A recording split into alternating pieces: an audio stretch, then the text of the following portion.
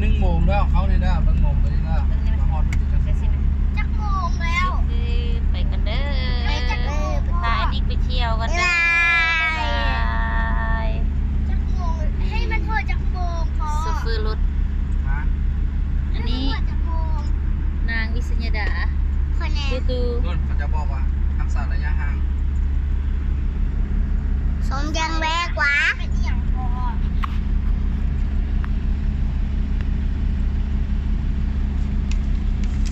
นางดูดท่าดีเด้อถามเนาะเส้นทางเนาะ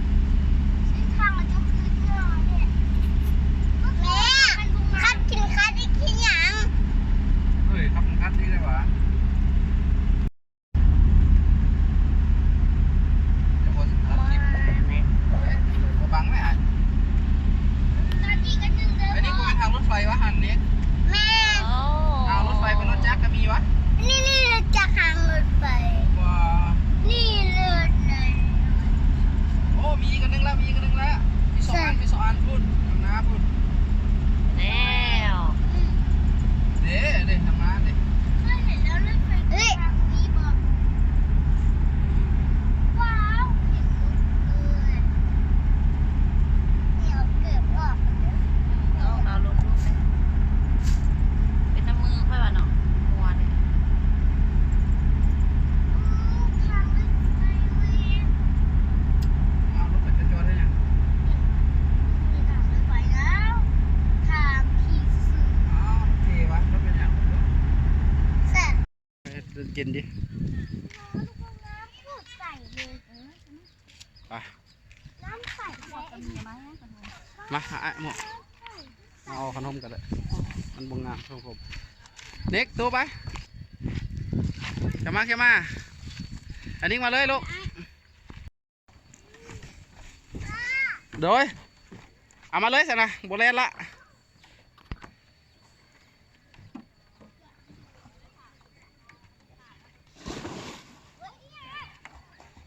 อันนี้เป็นจะไหนลูกคักมันบอมีคนรออยู่เนี่ยนั่นนะไม่มีเรือ ใส่น้ำใสดีเนาะมีตัวป่าแล้วแม่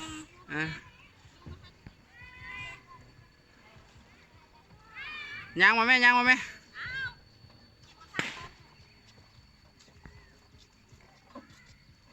กอดกันอย่างกันย่างซื่อๆเดี๋ยวเนาะตัวเนาะกระทายเลยเดี๋ยวกันย่างมารถนะทายกระทายเด็กขวสีส้มมันฮักอยู่นี่แหละน้ำละ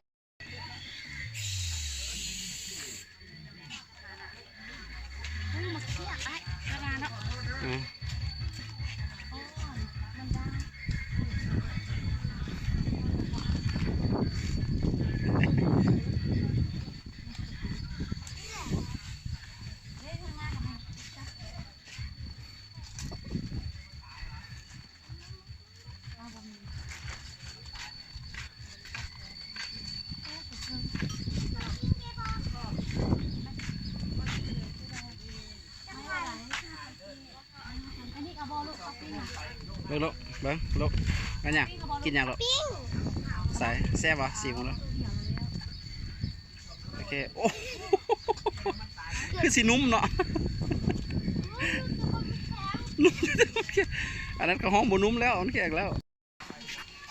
มาเบิ้งนี่เด้อนี่ไปกินมันมดอย่างน้อยเดียวกินซ้ำให้นี่กินซ้ำให้ไป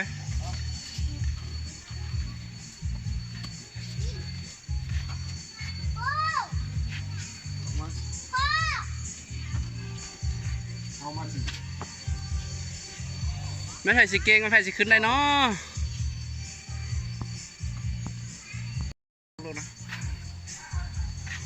ผู้ใหญ่2เด็กน้อย2น้อยกว่านี้น้อยนึงเดี๋ยวพูดไปพูดละน้อย4 ปีไป3,000รวมทั้งหมด9,000เนาะเก็บไปผู้ใหญ่ก็เจอป้าแล้วใจได้ลูกเราให้เข้าฟรีเลยเราให้เขาฟรีลูกอ่ะแล้วก็ลูกด้วยแล้วเขาฟรีด้วยใจเฮ้ย no อันตราย dangerous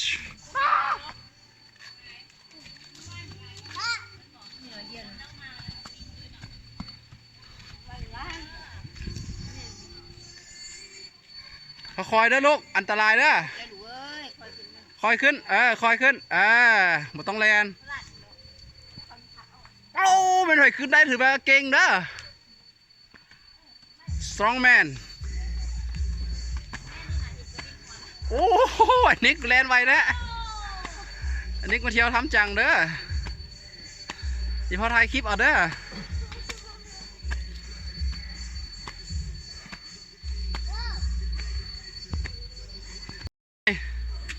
สไปเดอร์แมนนี่แลนไวเว้ยค่อยๆไอ้ตามมูไอ้ไปเด้ไปโอ้ยแนมขึ้นไปเถิงคุณบอกไปเบื้องนี้ลูกเบื้องนี้มันมีผูกมาห้องเบื้องนี้เอายานดอกอันนี้ยังไปเถิงแล้วยานเราก้มลง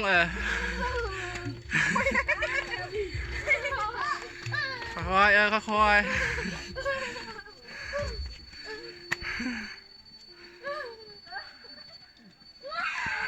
บด เจ้าหญิงจะใส่คือเห็นวะเจ้าหญิงหายไปใส่แล้วโอ้เจ้าหญิงเด็ก ไป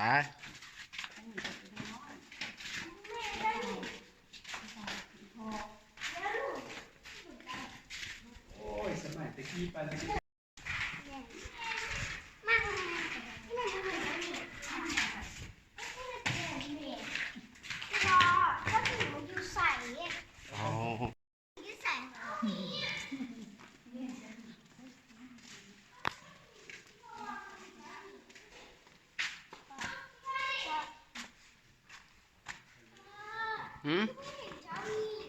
ถามอ้ายด้วยอ้ายไปมาเห็นเจ้าหญิงบ่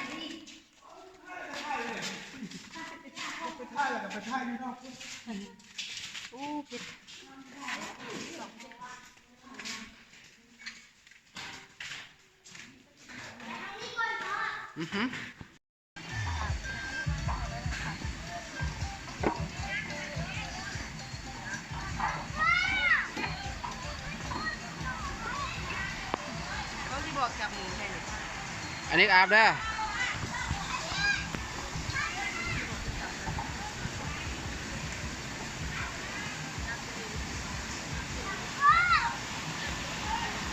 ไปอันนี้อาบไป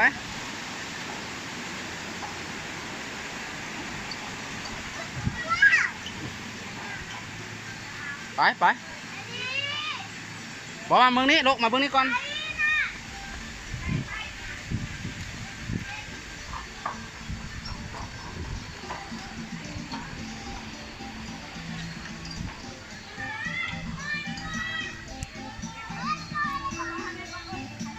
เอานี้ไว้ก่อนเอาลูกลูกน้องแม่ไปฮัลโหล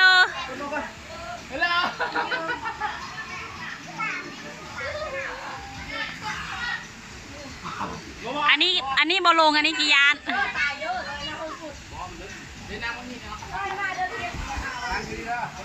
เย็นดีได้ลูกไปลูกไหมโอเคได้บอสันนี้แม่พาลูกลงได้ปะเป็นอย่างลูกบอลง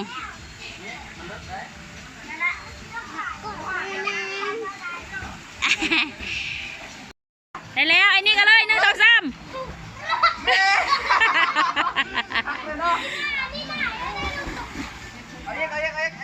ิกอีแม่เลยแม่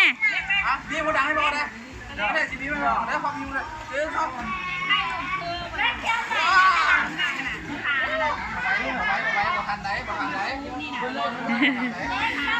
ไอ้นี่เย็นดีบ่ลูกเย็นบ่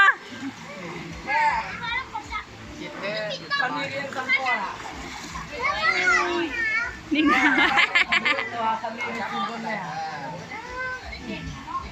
นี่3มุมดังเลยอยู่นี่นะโอ้ตายนั่งอยู่ก็ได้ลูกนั่งใกล้ๆประตูก็ได้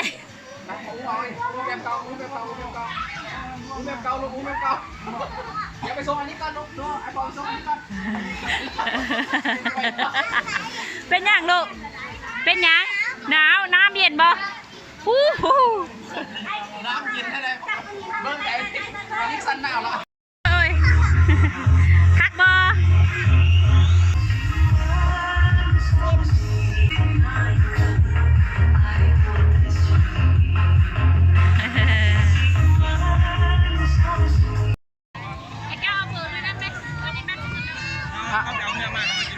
599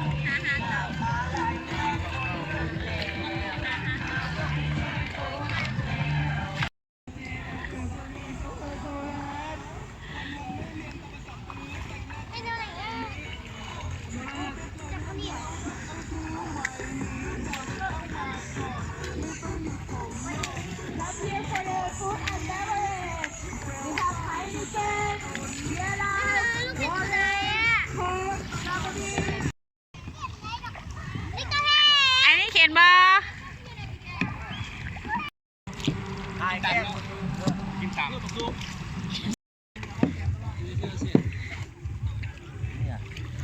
ป้าตู้ผ้าหิงคักแท้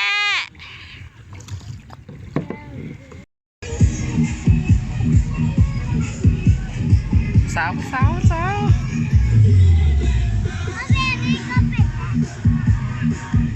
เฮลโล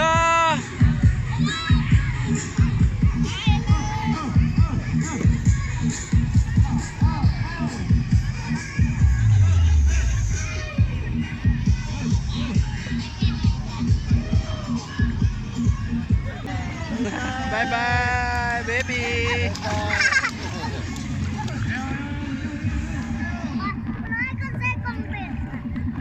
ออโต้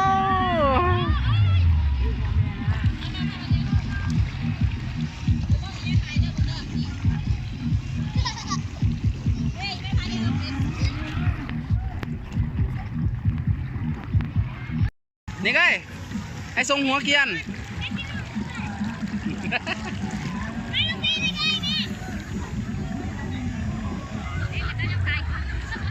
มีพลังเป็นซูเปอร์แมนที่บอกมีพลังนะ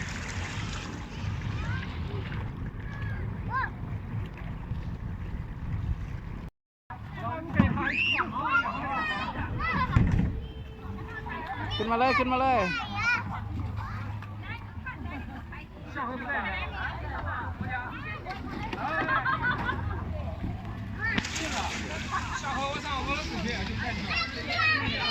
เป็นยังไง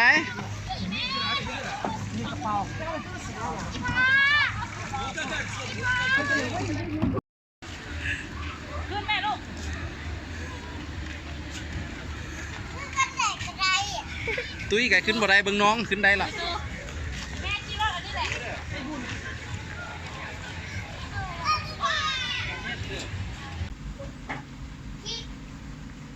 เบิ่งพุ่น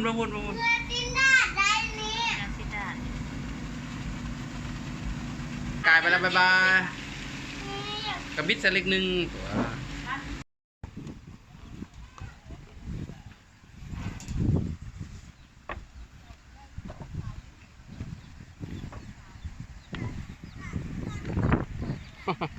นั่งอย่างอยู่นี่เอาพี่ไว้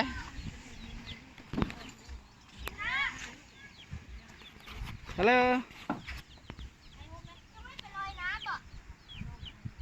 ได้ลอยแท้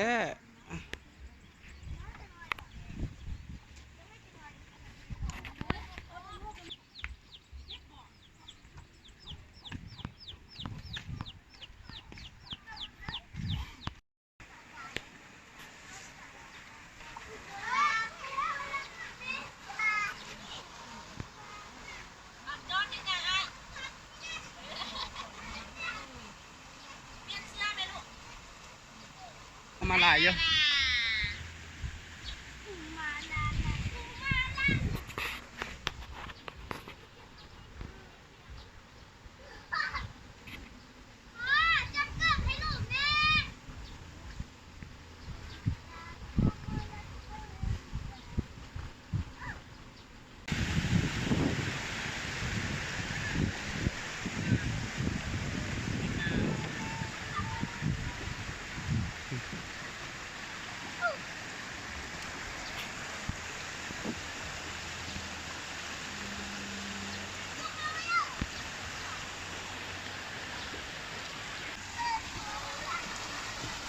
งามเลย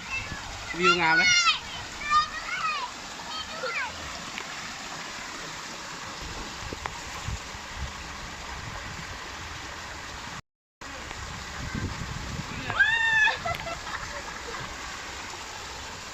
เย็นดีปะ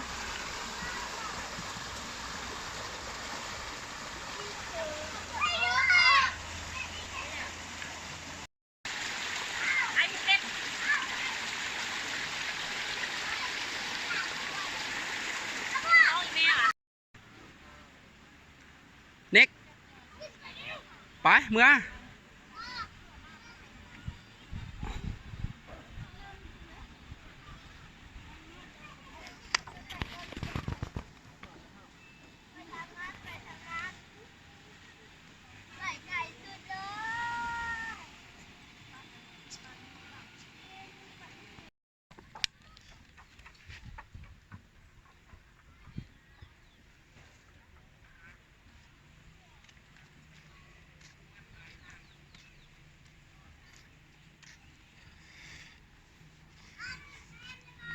ได้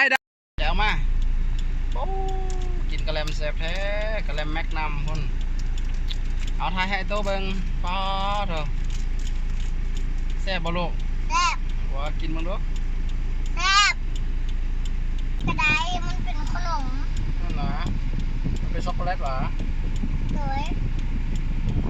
เพียงกันแล้ว พอเรียงจันแล้วอุ้ ไป ย ท่องเที่ยวมาจนเหนื่อยหมดแล้วไหม มือมันคนเล่ เงินก็หมดพร้อม คือเห็นมืด ยังอยู่ บูดอ่ะ เงินตื้อๆยังอยู่อ่ะ เออ บ่ทันได้จ่ายป่ะ จ่ายหนึ่งแล้วดิ อ๋อ เงินลูกเราบ่เพื่อนเราเงินลูกเรา นี่ทายบัตรนี่เด้นี่ นี่เอาวัดคือบ่เห็นว่ะนี่ดิ